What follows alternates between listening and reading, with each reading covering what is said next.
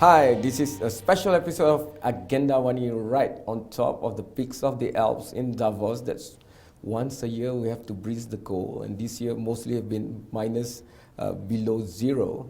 And but it's worth it. This year especially, I'm meeting more and more great thought leaders and experts. And this year the theme is a bit complicated for a lot of people in Malaysia because of the word and the term stakeholder capitalism.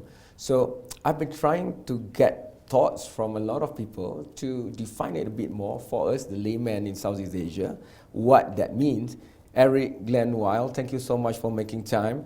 You know, you're the Microsoft Office of the Chief Technology Officer, you're a political economist, you're also a social technologist, you're also the founder of RadicalxChange Foundation, which now I know it's not that far away. There's a presence in Singapore. Absolutely. But and hopefully soon in Kuala Lumpur. Let's talk about it after this interview.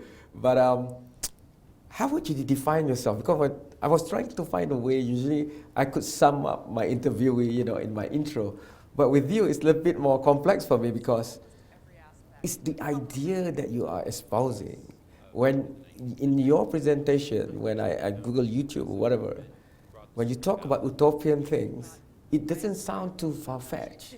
And so I guess it's that root of technology that you use to look at decentralizing power is what attracts me so much to what you talk about. Albert Einstein once said that if our ability to organize ourselves as people had advanced as much as our technology had, we would all have carefree and happy lives. Okay. But that as it is, we've put razor blades in the hands of 3-year-old children.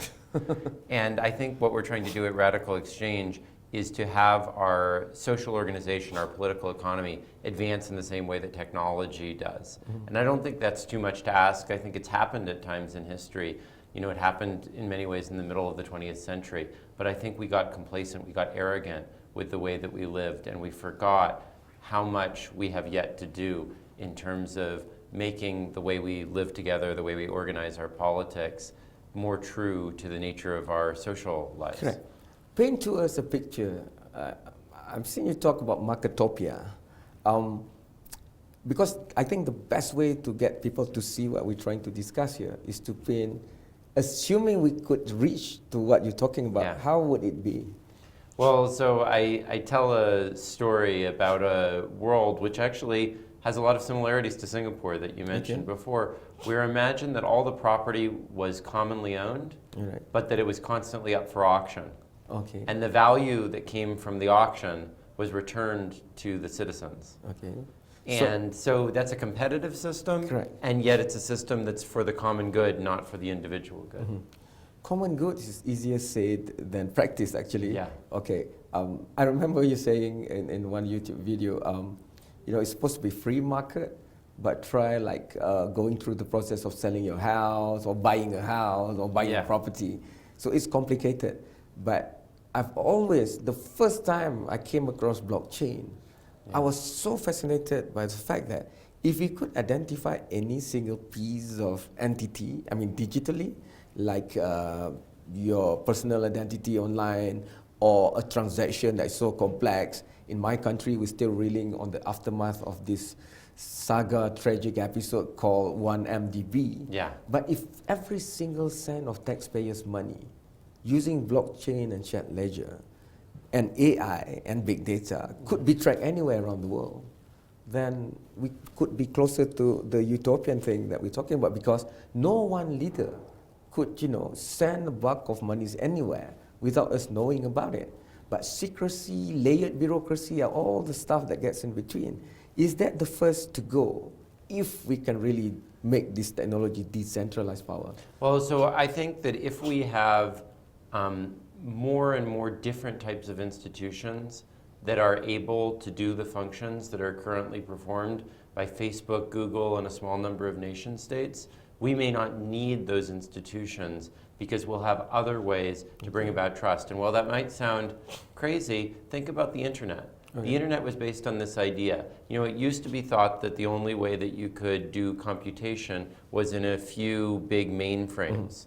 But then what the internet made possible was packet switching, which is that people can communicate from their computer to another computer, not through some central hub, Correct. but through a bunch of different Yes. paths.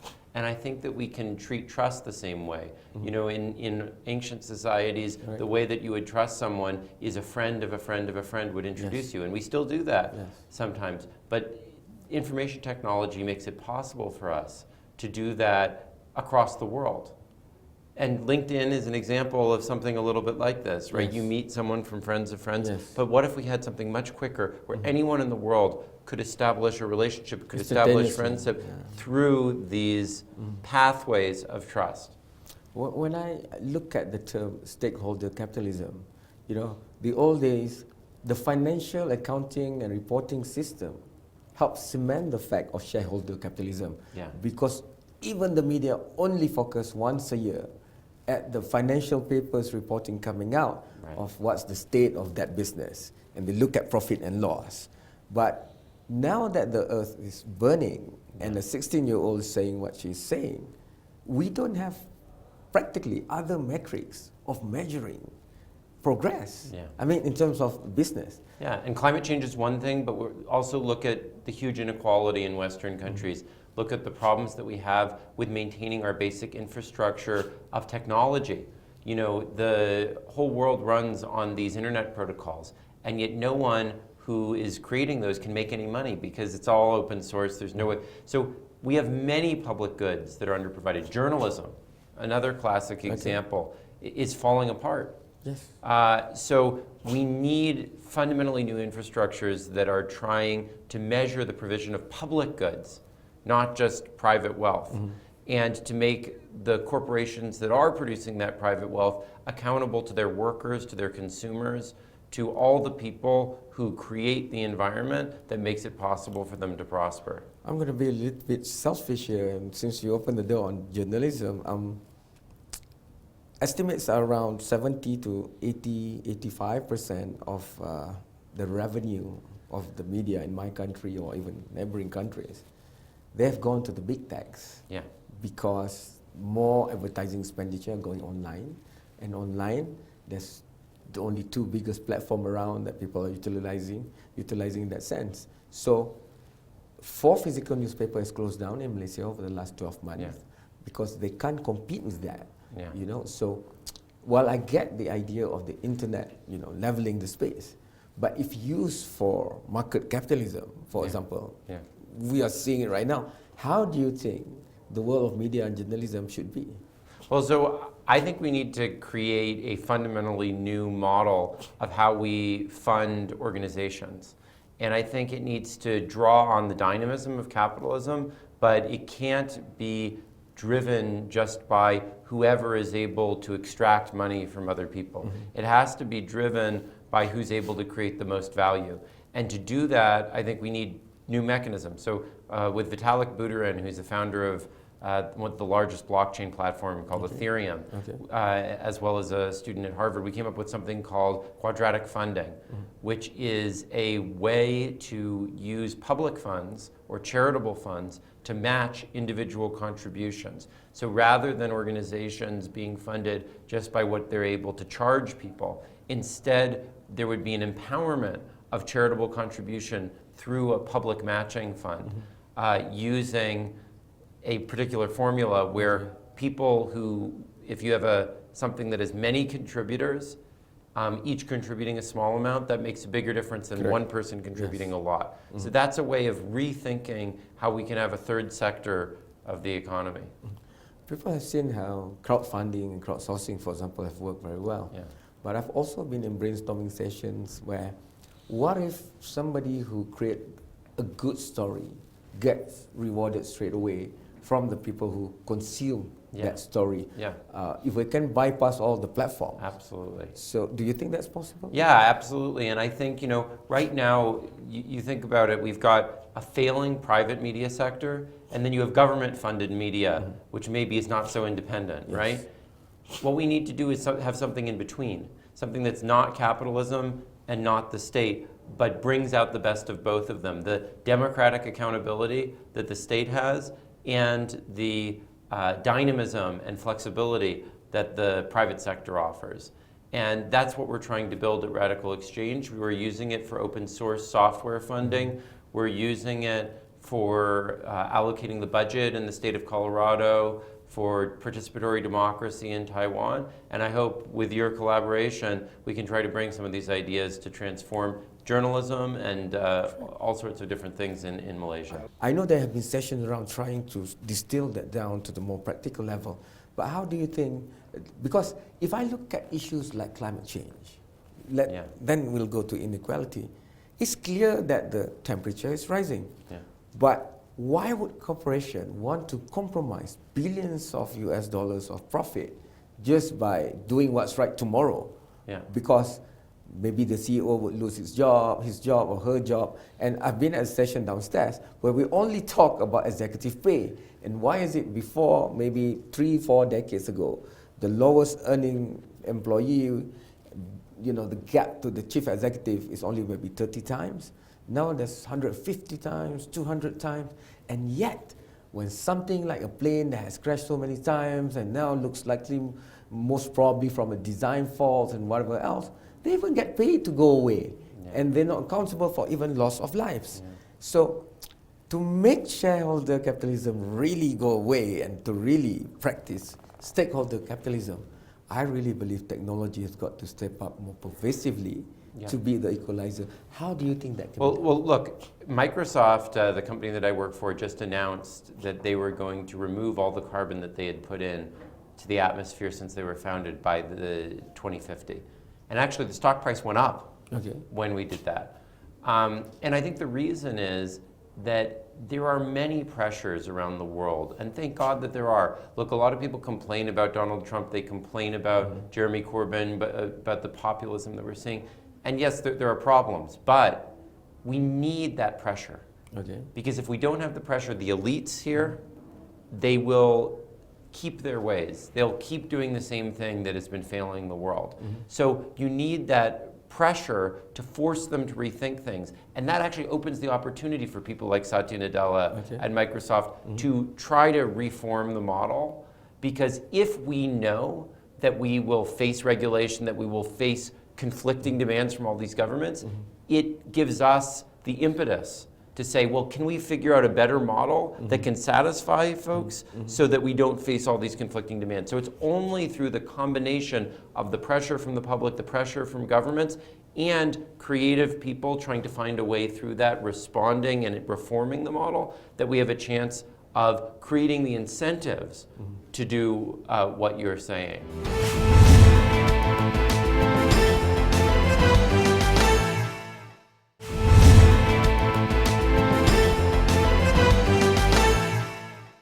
In the majority parts of the world, people are still struggling to be connected on internet, right? So you have an inequality where there's already the inherent gaps, now there's the digital gap. And sometimes when you look at what happened when somebody who needs help, so angry with the world, took guns and went and shoot people in a mosque in Christchurch, but you will be thinking that because he utilized the new tech platform to highlight what he's going to do, that right after that, there will be one pill that will solve everything. Even though we haven't seen such repeat, but the hate messaging across social media platforms, for example, a lot of people are talking about it. People who are not even on internet are saying, why is it like that? Social media. So the speed of how big technology companies react to life and death situation like that, and the divide and partisanship of society, people in Asia, they have the luxury of thinking like, wow, we're still ingrained in our culture and values and, faith. But the technological disruption through social media messaging, for example, it's even disrupting that in many people's eyes. Well, I mean, and I think much worse even than the New Zealand thing is what happened in Myanmar and the way in which Facebook helped spread the message of hate, which led to so many people dying. I think that we have some of the most powerful companies in the world, Facebook and Google, maybe not just most powerful companies in the world, most powerful things that have ever existed. Who has ever had such a small number of people controlling so much of people's time around the world?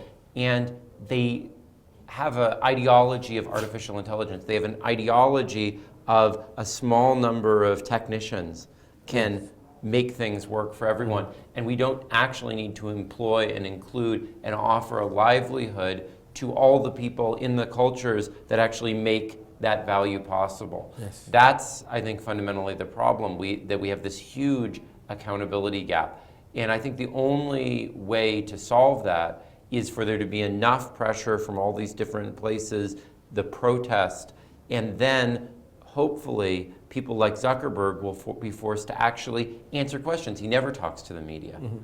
It's amazing that someone like this, whether it's Zuckerberg, even at Microsoft, we did last week open hour with the media. The media was so happy that someone like Finally, would, yeah. but the thing is that shouldn't be how it is. These people are more powerful than governments. Yes. They should be forced to have open questions with the media. They should be forced to have people on their board that they have to be accounted to that are elected by the people who are actually using the systems, who are actually the people who create the value for them.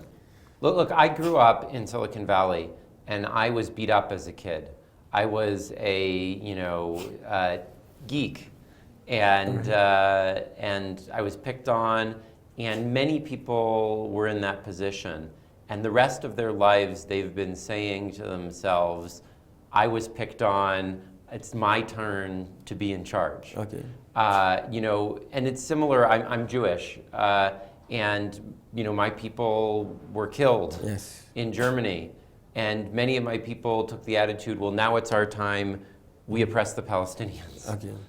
This is a very common pattern that we see throughout history, that people feel because they were done down that they're always the victim. But you have to recognize when you now have the power and use it responsibly and make yourself accountable to those people that you have power over. Otherwise, it's not actually better for you. Power without accountability is a vacuum. Would there be a new breed of big tech, the future of big tech, ingraining right from the DNA, not just on the chief executive or the few founders, but in the app or the coding itself, the things that we're talking about? Well, I hope so. I think that that's what RadicalxChange is all about. And I think it can't just be big tech alone. It has to be something that brings together people from many different parts of society and many different parts of the world. At RadicalxChange, we have local groups in about 30 countries around the world, maybe soon in Malaysia as well. 31st. And we have artists, we have entrepreneurs, we have political leaders, we have academics. It's only by bringing together all these different parts that we can build a chance of a more sustainable direction. Just this techno-geek thing that has come to dominate the world, this is failing us because those people have a very, very narrow perspective Would somebody on reality. challenge you on that, saying that that has failed? Because they would say, look, but he has brought a lot of changes. Malaysia has never had a change of government, but the power of social media help ease a new alternative now. Look what it did in the Middle East. It was supposed to bring this great change, and it brought chaos, and it brought death of millions of people in Syria, and it brought refugee crises. And did it really challenge the power? Did it work in Egypt that it brought such great democracy? I think the only country it worked okay was Tunisia. And it only works when you don't just say, oh, we let everything free, but it's actually controlled by a few people. It works when you actually build communities from the bottom up that can hold power through carefully designed participatory democratic processes. That's what they're doing in Taiwan. It's really amazing. Audrey Tang, their digital minister, came from their version of Occupy, but rather than turning into chaos, they carefully, using digital tools, crafted demands, consensus, and it was adopted by the government, and then they ended up bringing her in as a minister. So that's what we need, is not just naive techno whatever, but the careful using of technological tools in concert with other parts of society to create the possibility of genuine participatory democracy. A lot of criticism against the social media platform is about hate and anger. how do we have a balance? I mean, I want the best of what big tech is giving right now, but I want a better balance. Yeah. Well, I think, look, we need the pressure from, hopefully people don't burn themselves, but people who are angry to put the pressure here. Look, I got invited this year to Davos, and I know that that wouldn't have happened a few years ago. It happened because of the pressure and people wanting to find people who have a balanced perspective, but who can help address that pressure, right? So that pressure is incredibly important. But that pressure alone, if you just let it out, it brings just Donald Trump. It doesn't bring positive solutions to our problems. Correct. So you need the pressure, but you also need thoughtful people who are steeped in the elites. I come from the elites. I come from Silicon Valley. I come from a very privileged background, Microsoft. But I see that it's not sustainable, that we can't live, that we can't make it work if we don't respond to the pressure. Let's step back 2 steps, maybe. Explain again how, in a country which has Silicon Valley, you can have President Donald Trump. Because until now, people keep saying that that's the shadowy world of behind the big tech, where we don't know this semantic data analysis and now they control the algorithm and stuff. It sounds sometimes from my side of the world, because it's so far away, like a conspiracy theory. I think it is a little bit of a conspiracy theory. I think the reality is people don't feel in control of their lives. They don't feel they have agency. They feel that all the institutions that gave meaning to them and gave them a sense of belonging have been destroyed by powers that they don't understand. And what we need to do is to reform the accountability structures so that people once again feel a meaningful part of the forces that shape their society. And I think that's the real reason for Donald Trump, more than any specific conspiracy or something like that. It's the lack of accountability that our hyper-capitalist system gives to the communities that actually empower it. The game now, sometimes, because we have this trending things stuff, right? So if Silicon Valley is like that, many other nations want to have their own Silicon Valley. That's one. But what I worry the most is when I talk to young people around my region, most of them, sometimes, they're so excited talking about valuation, going to be a unicorn, hitting that first million funding, and then the next 5 million funding, and then that's 10 million funding. But for me, if you have this great power of coding, of Blu-ray supercomputer behind you, for example, what impact to people that you want to do? Well, so there's a different approach too. In Taiwan, what they've been doing is they've been building something called data coalitions. These are bottom-up, locally organized uses of data, not just for valuation, but to build improvements on the environment, to build improvements on the provision of public services. And they've come from the bottom up, and rather than the minister, Tang, ordering people to implement this, instead what she does is she builds tools that allows the best of these things according to the public to be identified.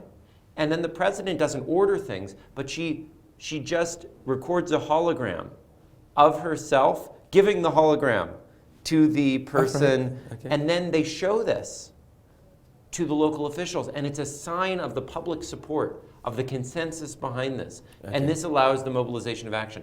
It's that sort of non-coercive, participatory process that I think really brings change and empowers people and inspires them not just to valuation, not just to make money, not just to have the biggest building or whatever, but instead to have a process where power flows through organizations from the people back to the people. Okay. So many more things to ask you, but time is what no Silicon Valley geek or otherwise can still master. So what's your take on, this is your first World Economic Forum? What's your take of the stakeholder capitalism advocacy here moving forward? And since you've been into panels and you've met some people, I've stalked your Twitter for a bit. And I want you to name drop Astro AWANI for us to interview some of those people you talk about your Twitter. But what's your takeaway? What gives you hope leaving Davos? That we can use? Look, I think on the one hand, there's so much that's still broken here. There's so many people that are complacent, that are just talking to themselves, that are ignoring all the problems that the things that they're creating are doing. And at the same time, Davos adapts itself. It is constantly trying to improve its legitimacy. And I hope we'll have a chance to collaborate with them on that, to try to make this stakeholder thing real, to make it not just, oh, we the rich people decide what the stakeholders need, but rather that we say, no, we're going to have the humility to build tools, to make ourselves accountable, to have elections for the board of directors, that Davos itself, that in the World Economic Forum, should actually be governed, and Klaus Schwab should be accountable to some form of elections of people throughout the world, so that this is not just the selection by the elites of the elites, but rather that they actually listen to the protests, and they're doing that. That's why I'm here. That's what made it possible for me to be here. So I hope we continue that process. That's the only way we get accountability and legitimacy through transnational institutions. That's what we need. There's no way that the nation states on their own can address these problems, or that the corporations on their own can address these problems, only through working together and building new democratic mechanisms. I get you, you know.